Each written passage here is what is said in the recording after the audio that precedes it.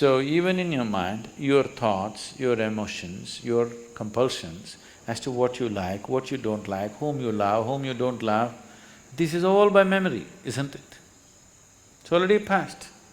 Yesterday you loved somebody, with that memory you're living today.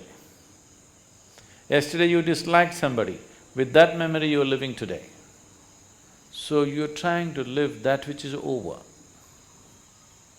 If you try to live that which is over, that which is will bypass you. So yoga means to liberate yourself from that information which determines who I am right now. That information which determines the color of my skin, that information which determines the shape of my body, that information should not determine how I think, how I feel, how I experience my life, but unfortunately it is. So if you become like this, that information does not determine how you are right now, then you are moving into yoga. So daily working, daily morning sadhana is just this, to slowly, gradually, to create the distance from that information. You don't have to lose it. People say, I want to forget. If you forget, you will once again do the same idiotic things all over again. Never ever forget. The more unpleasant your life has been, the more you should never forget. If you forget, you will do the same stupid things all over again. This is not about forgetfulness, but being able to carry. See, suppose today you have memory sticks. If it's all the time plugged in and all of it playing, you'll go crazy. You can carry it in your pocket, no problem. When you want, you stick it in your computer, otherwise you put it in your pocket, this is good. No problem. Memory is still there, but not compulsively working through you. When you want, consciously you can activate it, otherwise it lies there. So if this becomes like this, if you want, you can activate all of it, otherwise you can keep it aside. Then once that freedom comes, memory is not a problem. But right now memory is a problem because it's playing up all the time. Yesterday's love, yesterday's dislike, everything is determined who you are today. It will not allow you to experience what is today. It will not allow you any possibility of life, it will just keep on, you are like a broken record, just going on the same thing. I dislike this person, I dislike this person, I dislike this person. Only yesterday you disliked him.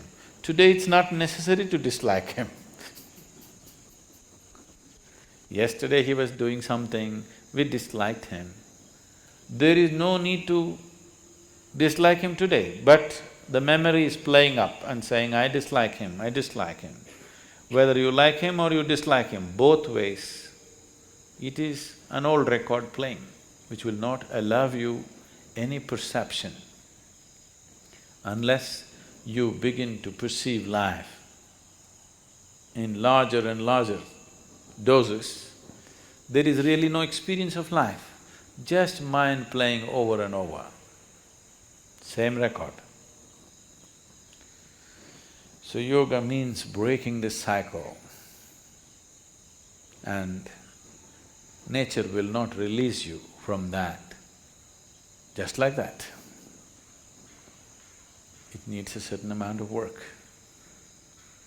If you want to be just like that released, then you have to release yourself from the body itself.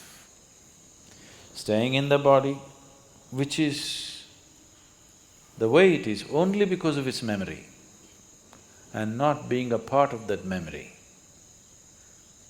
It is the foundations of information that we carry which has constructed this body the way it is. To live in it and not to be off it will not come easy. I'm not saying it's difficult, but it needs to be worked at. The sadhana is just about this. However simple the sadhana is, every day if it is worked at, slowly one can see a certain level of freedom happening within you step by step, maybe inch by inch, maybe micromillimeter by a micromillimeter, but nobody can say it is not releasing you. It will slowly release you. If you want to go rapidly, a lot more to do. You don't mind going slowly, something to do. So tomorrow morning sadhana.